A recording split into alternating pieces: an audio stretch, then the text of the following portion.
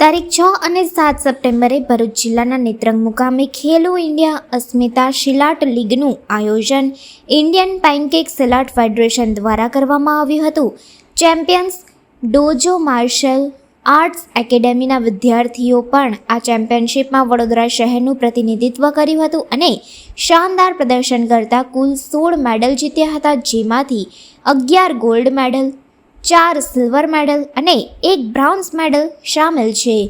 Gold medal વિજેતા વિદ્યાર્થિનીઓના નામ નસરીન શેખ, નમ્રતા મોરે, પૂર્વાંશી ત્રિવેદી, શ્રુતિ પંચાલ, અવંતિકા ચૌધરી, માહી મકવાણા, ધ્યાની મિસ્ત્રી, અરજુ, અનુષ્કા શર્મા, હસ્મિતા કૌર જસ્સી, આયાત પરમાર જેઓએ ગોલ્ડ મેડલ હાંસલ કર્યા છે તથા સિલ્વર મેડલ વિજેતા વિદ્યાર્થિનીઓના નામ સ્વાતિ એડવાણા, વૃત્તિ ચૌહાણ, યસ્મીન કૌર માથુર અને સ્વરા કુલવે છે.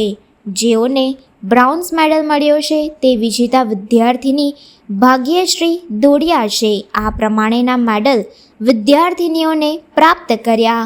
નેત્રંગ મુકામે પેન્ચાક સિલાટ કરીને એક માર્શલ આર્ટ્સ છે, જે ઇન્ડોનેશિયન માર્શલ આર્ટ્સ છે.